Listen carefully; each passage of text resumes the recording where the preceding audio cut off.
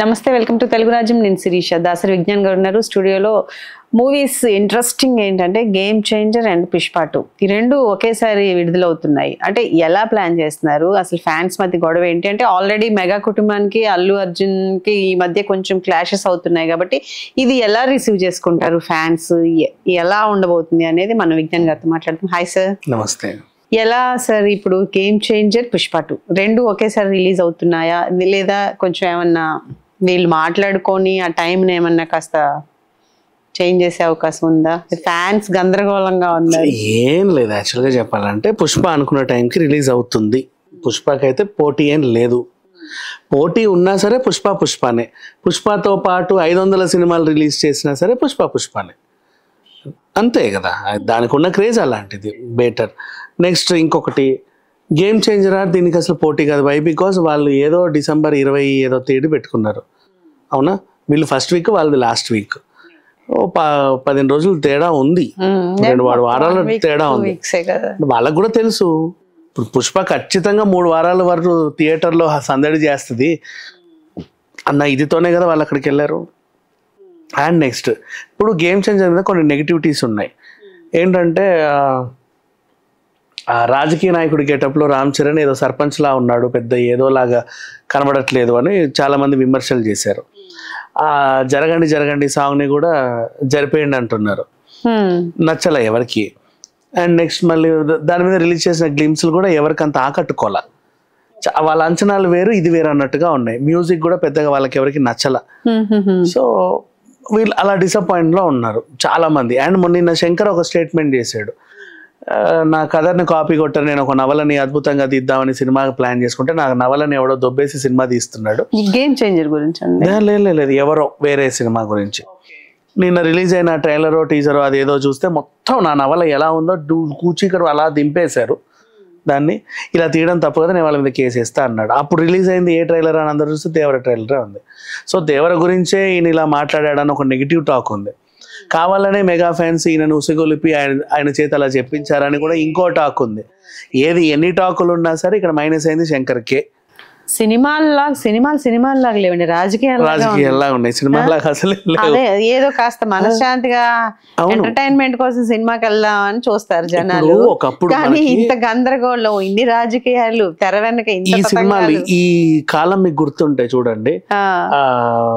పెళ్లి సందడి, లేకపోతే ఇంట్లో ఇళ్ళ వంటిలో ప్రియురాలు, సూర్యవంశం, అన్నయ్య, సంక్రాంతి, ఇట్లాంటి బాగా సినిమాలు వచ్చాయి చూసారు. వెంకటేష్ గారు, చిరంజీవి గారు, నాగార్జున గారు, బాలకృష్ణ గారు, ఆ టైం కార్నర్ లో వెళ్ళేవి ఆ మూవీస్ అన్ని. సంవత్సరానికి ఈయనయో 4 సినిమాలు వచ్చేవి. అన్నిట్లోనూ మనకి రమకృష్ణ, రోజా, లేకపోతే మీనా, లేకపోతే ఇంకెవరో హీరోయిన్లు ఉండేవాళ్ళు. బాగుండేవి. డైరెక్టర్లు కూడా వాళ్ళే పెద్ద పెద్ద డైరెక్టర్లు, గొప్ప తీసేవాళ్ళు. ప్రతి సినిమాలో ఒక సందేశం ఉండేది. ఏడుపులో పెడబొబ్బాలో ఉండేవి, లేదా కామెడీయో ఉండేది. హ్యాపీగా వచ్చేవాళ్ళు. ఎన్ని సినిమాలు రిలీజ్ అయినా అన్ని చూసేవాళ్ళు. ఈ రోజు ఇంత నడుస్తుంది అని ఎప్పుడు లేవు, తెలియని కూడా తెలియదు వాళ్ళకి.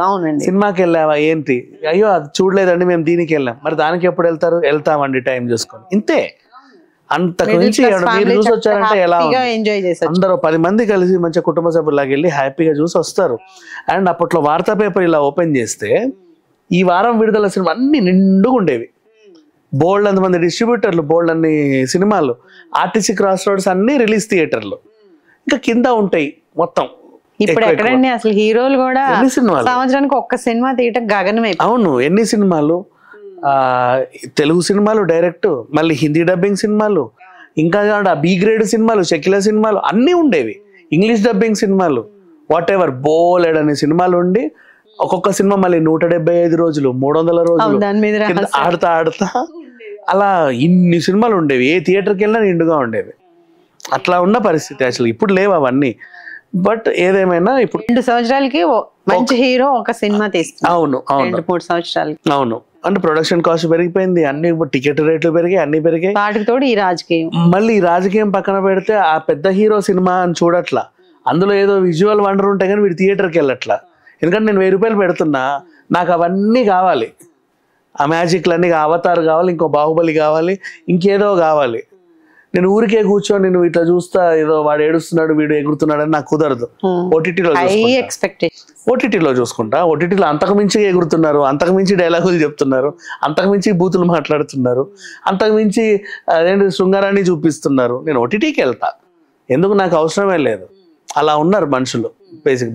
లేదు పాజిటివ్ టాక్ కొంచెం వచ్చింది, ఆ సినిమా బాగుందంటే అప్పుడు వస్తాను నేను థియేటర్కి. నువ్వు వెయిట్ చేయి, అప్పటి వరకు పాజిటివ్ టాక్ వచ్చే వరకు వెయిట్ చేయి. ఓకే, ఈ రివ్యూలు ఇచ్చే వాళ్ళు మధ్యలో ఇంకా ఇస్తానే ఉంటారు. ఇంతే.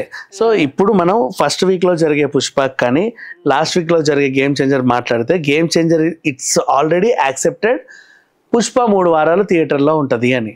వీళ్ళు యాక్సెప్ట్ చేశారు కాబట్టి పుష్పాని దాటిని తట్టుకోలేక ఫస్ట్ వీక్ రాలా, సెకండ్ వీక్ రాలా, థర్డ్ వీక్ వచ్చారు. ఓకే, అందుకు వీళ్ళు ఫస్ట్ వీక్ లో పుష్ప వస్తే లాస్ట్ వీక్ లో వాళ్ళు ప్లాన్ చేసుకున్నారు. ఇకపోతే వాళ్ళు ఏదో ఒక విషయాన్ని దాచారు. నువ్వు క్రిస్మస్కి వస్తానని అయితే చెప్పావు, బానే ఉంది. ఈ క్రిస్మస్కి వస్తావా, వచ్చే క్రిస్మస్కి వస్తావా, ఇంకో జన్మకి వస్తావా అనేది చెప్పాల. ఆ డేట్ వేయాల, 2024 25 26 వేయాల. Game Changer. అది మరి మర్చిపోయినట్టున్నారు వాళ్ళు, చూసుకోవాలి. ఓకే ఓకే, మేము క్రిస్మస్ కి వస్తామండి వెయిట్ చేయండి అయితే చెప్పారు. అది ఏ క్రిస్మస్, ఆ క్రిస్మస్ ఈ జన్మకి వస్తుందో రాదో కూడా తెలియదు. అలా ఉంది పరిస్థితి. ఓకే, మేబీ నెక్స్ట్ క్రిస్మస్ ఏమో అంటే అంత అందుకే అప్పుడు నెక్స్ట్ క్రిస్మస్ అంటే మానియా ఎక్కువే ఉంటుంది. అదే చెప్తున్నా, నెక్స్ట్ క్రిస్మస్ మాట్లాడాల్సిన అవసరం కూడా లేదు ఇంకా. Pushpa versus game change. Okay okay, thank you Vignan garu. Please do subscribe to Telugu Rajyam channel. Please do subscribe to Telugu Rajyam channel. Please do subscribe to Telugu Rajyam channel. Hi అండి, నేను మీ ఆర్పీని, నెల్లూరు పెద్దారెడ్డి చేపల పులుసు ఓనర్ని. మీరు తెలుగు రాజ్యం అనే ఈ యూట్యూబ్ ఛానల్ సబ్స్క్రైబ్ చేసుకుని మంచి మంచి వీడియోలతో వస్తారు. Thank you so much. Hi people, I'm Sonakshi Verma and you please watch Telugu Rajyam and please subscribe to the channel.